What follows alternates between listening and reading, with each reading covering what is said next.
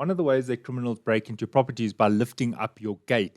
Now, this is a sliding gate, and in order to secure the gate, you need to lock it in place on both sides. So that means that you need to have a mechanism that when the gate is closed, nobody is able to lift up the gate, either this side or this side, because the gate is locked in place.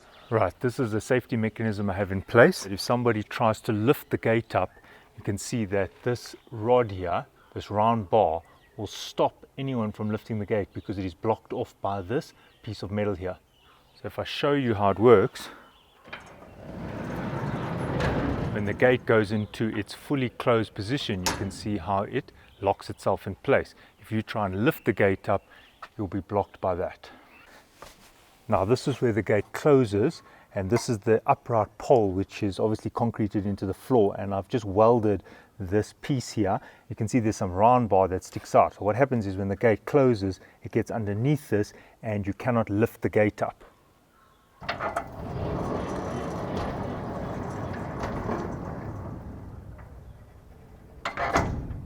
Now the gate is closed. If you try and lift it, this will block you from lifting the gate. You can also use a pin. What you can do is you can make a hole in the gate and you can weld a pin, and the pin goes inside here, and then you won't see this. It will be pinned inside there. If you're still going to be doing a new installation, you can buy already made brackets for this purpose. Here you can see this red gate system. The back of the gate locks in place, and there you just need to lock the front of the gate. Your locking system does not have to be very elaborate. Even a piece of steel at the top of the gate will be sufficient. Just make sure that piece of steel is wide enough, because sometimes people can force the gate open a little bit and then it'll come out of that bracket. Many people think that will stop the gate from being lifted off its track, and it won't. You can see there is at least 2 centimeters from the top of the angle iron to the top of this roller. That means you could easily lift it off the track, because if I show you here by the wheel, in order to lift this gate off this track, I only need to lift it 1 centimeter. Right, where the motor and the rack meet, you can see here is the rack and pinion. I'm going to zoom in now, and you see that I only have to lift it up a little bit to release it from the pinion. And that is why if you look at that locking system, that is only 2 millimeters. So if you try and lift this gate up, it'll only go up 2 millimeters. And the same is true for the back. Right, here's a view from the installer manual for the D5 Smart made by Centurion. You can get it off their website. So as you can see, there's the gate and there is the rack. So the rack is over the pinion. This is a very common installation style. And that is one of the reasons why when you lift up the gate, you are then releasing the rack from the pinion, and therefore you can roll the gate to and fro without bothering the motor. The motor doesn't even have to turn. A more secure design is as follows, and as you can see, the rack is below the pinion, giving you that security where the motor is now acting as the locking mechanism on the one side. You'll still have to lock it on the other side. When it comes to sliding gates, you can get a steel rack or you can get a nylon rack, often called a RAS rack. There's a zoomed in view of the RAS rack. Right, what you're seeing here is the steel rack, and what you'll notice is the steel rack is held in place by brackets. So that means that if somebody wedges a screwdriver between the gate and the rack, they could effectively bend this rack, twisting it round like that. If they twist it round, it'll also come off the pinion on this side. The way to solve this is by putting a piece of flat bar around here so you cannot get a screwdriver through there, or cover the gate. If a screwdriver gets in here or a crowbar, you can effectively bend this upwards, removing it off the teeth, thus allowing the gate to move up and down. By installing a flat bar, you block the access. People cannot put their screwdriver through. If you can, try put sheet metal here, and what this does is it blocks people from putting screwdrivers in there. So here you can see the gate is now covered and you can't wedge things in between the cover and the rack. So if you look here, it's been blocked off. All you need to do is weld some flat bar just to block any of the gaps. Right, so there you can see there's very little space for a hand to get in there and try and interfere with the gate mechanism. Then on the closing side, you can see that the gate closes beyond the brick wall. This makes it harder to break in because you can't get access to the beginning of the gate. You can see that this is all shielded off. Here is a metal pole, there's a metal pole, so there's no place for somebody to get in here. If you're worried about people stealing your motor, you can get custom-made brackets to protect your motor. How this works, this particular one, you put this one over like that, and this goes through like that, and just make sure it's unlocked, and then you can lock it. Now, you don't have to buy an elaborate bracket. You can also do something as simple as this, a pole coming straight off the upright, or you can get the purpose-built brackets. One of the benefits of using these very visually obvious brackets is that it's a deterrent, especially if your motor is viewable from the street. On many gates, people have a pedestrian gate within the gate. A pedestrian gate is a smaller gate that opens to allow someone to walk in and out without the gate moving along the track. These are normally manually operated gates. Now here you see actual footage of someone breaking into this gate. You can see the time on the top right corner. It started at 11:09. This person tried to break into this gate, and you can see a few things. He's using a pair of long nose pliers. And why is it so easy? Because there's too many gaps between the pedestrian gate and the remaining gate, the frame. So here you can see he's wedging the long nose pliers between the lock and the frame and actually bending that because there's too much space between there, and I'll show you shortly. And you can see within 30 seconds right through that pedestrian gate. Now this is the lock for the pedestrian gate. My advice is have more than one lock. So if you look closely, you can see I've got a lock here and I've got a bolt lock higher up. There you can see I've got a padlock bolt higher up. So it's locked in two places. Right, when it comes to the lock, you can see that you can't get access there because again, I've got this flat bar here, which makes it difficult to wedge something and squeeze this open. Also, if you look inside here, you'll see that there's a piece of metal here blocking access to where the lock moves. So there you'll see an extra piece of steel, which what it does is it reduces the space that is available for someone to try and get access to the lock itself. Now, this is the deadbolt, and this deadbolt moves when the key turns. And if the deadbolt does not go far enough into the frame, this would be the stationary part of your door or gate, and let's just assume this is part of the frame. If the deadbolt is not deep enough into the frame, somebody could easily wedge a piece of steel, a screwdriver, or something similar and pry open the gate. So you want the deadbolt to be deep into the frame or at least block off some of this gap. You see, this gap here is too wide. So this is a better option when you install your door or your gate. You want the deadbolt to be deep into the frame of the gate. So if you have a look at this deadbolt, here it is. It's not very far out. And if you see how the door is locked, there it is. And what you might notice is that only a small portion of the deadbolt is actually into the frame. And the reason being is that this gap here, between here and here, the moving part, the door and the frame is too wide. Add something here to block off some of this deadbolt so that it cannot be just pushed open. So if I refer you back to the gate, you can see that a piece of steel has been welded here to make the gap between the moving door, this is the door, and the frame narrower. So as you can see, this was the gap, this is too far, and now by welding this piece of steel here, you can see there's the deadbolt over there. So most of the deadbolt is actually now into the frame and blocked by this additional piece of steel. It also reduces the gap between here and here, reducing the chance of somebody trying to cut it with an angle grinder or a blade like a hacksaw. And then just remember that on the other side, as I showed, close off as much of the lock as possible so it stops people from getting in there, also reduces the gap.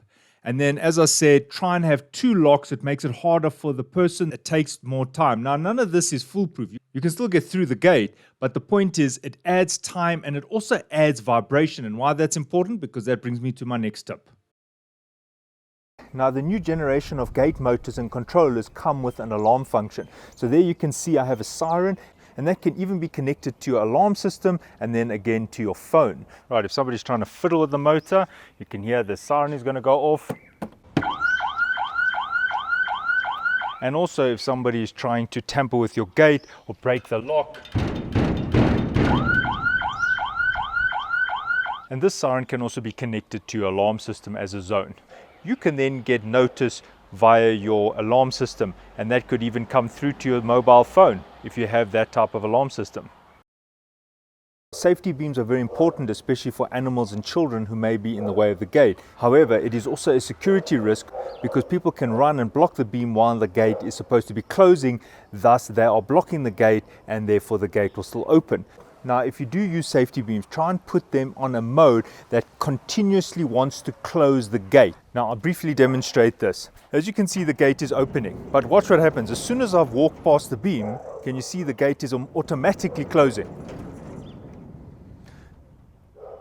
So that stops the unnecessary travel of the gate trying to open all the way, counting down and then closing. It closes automatically once I've broken the beam. Let me show you again. Now I blocked the beam, now I came out of the way, you can see the gate wants to close. Now next person came, can you see the gate opens again and wants to close again. Now next person, and as you can see, it doesn't keep opening the gate. So that's a good feature to make sure the gate closes as quick as possible. Now, some gate motors have the ability to have the infrared beams to act as an alarm system. I'm going to use the D5 Smart from Centurion as an example. On this system, you use your cell phone to set it up. And if you have a look here under the alarms option, it says IRB alarms, infrared beams alarms. And now it gives you an option of 2 types of alarms. I'm going to first show you the break-in alarm. This one activates if the beam is interrupted. This works just like a sensor. So if somebody gets in the way of that infrared beam, the safety beam, it'll activate the alarm. And I'll show you it in operation. Right, you can see the infrared beam over here. The gate is currently closed, and as soon as I block the sensor, the alarm will activate. Right, now I'll quickly show you the other option for your IRB alarms. And if you have a look here, it says break-in alarm. I'm now going to change that to ambush alarm. And what that does is it stops somebody from hiding. Maybe somebody's blocked the beam and they're hiding outside of your gate and they're waiting for you to open the gate. So now what it asks you for is how long does the person have to be blocking that beam until the D5 registers an alarm condition. The minimum time is 60 seconds. The person would have to be hiding by that beam for 1 minute. Now in this case, it's set to only alarm if the beam is being disrupted for more than 60 seconds. So as you can see, I would have to be standing here for more than 60 seconds for the alarm to go off, because there you can see I'm moving in front of it and now I'm going away. The alarm is not activating. So this is probably best for an outdoor beam. Right, and just to demonstrate this, I have to be in the way of the beam for 1 whole minute. Then the alarm will activate. And there you can hear the alarm after 1 minute has expired. So if you can, try and have 2 sets of beams. The one that's on the inside or closest to the gate will be your safety beam so that the gate doesn't close on the car. The one on the outside, that will be your ambush beam. If somebody's there, hiding there, then you'll get that activation. Now, you don't necessarily have to use a safety beam as your outdoor detector. You could then use a proper outdoor PIR designed for this particular function. So therefore, it could sense a wider area, and if somebody is outside, then it can activate your alarm. At times, your gate automation may go faulty. Also, you may leave your premises for an extended period of time. I always recommend to have a padlock option on the gate so you can actually lock it, stops people from pushing open the gate, especially when your gate automation is out of service. Very easy to do. You just weld 2 pieces of steel, one on the gate and one on the pillar with a hole for your padlock. If you have an electric fence, you can install something like this. What it does is when you open the gate, it still keeps the electric fence on. It does not activate the alarm. Right, how this works is as follows. When the gate opens, you could see that these contacts close. These contacts maintain the fence having a closed circuit. If I had to press this in now, the fence alarm would go off. As you can see, those pins open that, making contact, but you can see these wires here are fed onto the gate to complete the circuit, albeit much longer. Right, so there you can see the electric fence. This happens to be a 12 wire. So all that it means is that those 2 contacts just extend the fence by the length of the wire which you have run on top of the fence. That is a series circuit. Right, if you have a look at the bottom here, you'll see here are the wheels. Now here is the track. So my tip is if you're doing a new installation and you still have the opportunity to determine how the platform is formed, try to do it slightly convex like that. And the reason being is as follows. The first one is plant matter, little stones in there tend to roll off. If stones and debris get caught here, it sometimes gets in the way of the wheel. So in this case, it's almost self-cleaning. When the wind blows, the debris automatically goes off because it rolls off the slope. This is a very minor slope, so it's just slightly convex. Also, when it rains, the water naturally cleans it for you, removing the debris, keeping the track free of any debris. And therefore your gate won't get stuck and there you'll be happy.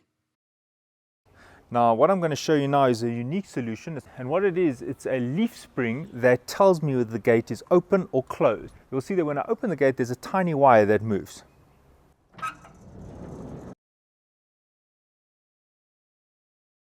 So now you're seeing a close-up. I'm going to open the gate and there you can see that wire has just moved. And this is a limit switch, so that is now open and that is closed. So if you measure the resistance here, that is an open circuit and that is a closed circuit. So this becomes a switch. Now you can also connect that to your alarm system. So in this case, I now know that the gate is closed. If someone tries to force the gate open and my alarm is in the arm position, this is a zone on the alarm called main gate. Then when the gate opens and the alarm is armed, the alarm panel will have a violation for this particular zone.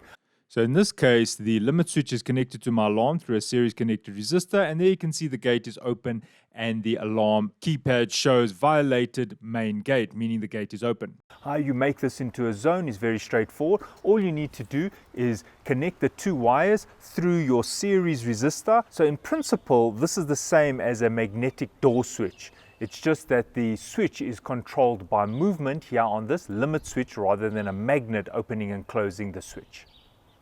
Another benefit of having your gate connected to your alarm system is it also notifies you if you've left your gate open. For example, sometimes people go to sleep and they forget their gate's open. Sometimes somebody presses the button, maybe it was in their pocket. And also there may be a situation where there's something in the way of the gate and it never actually closed properly. Then you'll see that on your alarm panel. If you want to arm your alarm, you can set your alarm that it will not arm unless all the zones are cleared. Right, many alarm systems have a chime zone. That is the ability to make a doot doot doot sound when the zone is violated. Somebody walks past a sensor, or if it's on a door, if the door is opened or closed, the alarm will go doot doot, letting you know that that zone is violated. So here I refer you back to my main gate zone. I put it on a chime zone, and what that means is when the gate opens, it will make the doot doot sound on the alarm panel. So in this case, if I open the gate, you'll hear the alarm go toot toot. And there you can see main gate. So the benefit of having it on the chime zone is that it lets you know if somebody is coming into your house. Maybe you're expecting somebody and they've got a remote, then you know they've arrived. But also, it does happen, while not frequently, when somebody installs a new gate or a new garage door with automation in your street, you might find that their remote also activates your gate. So this will also notify you if your gate has been opened when you are not expecting it to be opened. Now, a lot of people make use of these Centurion type keypads, which allow you to put in a code to open the gate. Maybe you just open it for a pedestrian, but nevertheless, this still is a security risk, because if you break into this, you can effectively short out the contacts and the gate will operate. You can also use a digital output, which is more useful, but most people have wired this in an old-fashioned mechanism where it's just a contact of the wires. So basically you're just shorting two wires. So if this is in plain sight for the criminal, he could break this open and locate the two wires, trying trial and error, and eventually open it. So as you can see, this is now caged. Maglocks are also useful for keeping gates and doors closed.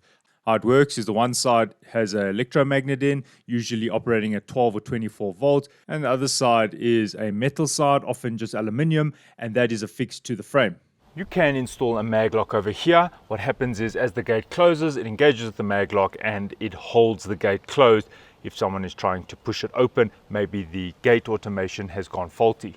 The nice thing about the maglock is you can also have it over here at the back. So when the maglock closes, it'll close onto here and you'll just have to have a bracket fastening it onto the gate.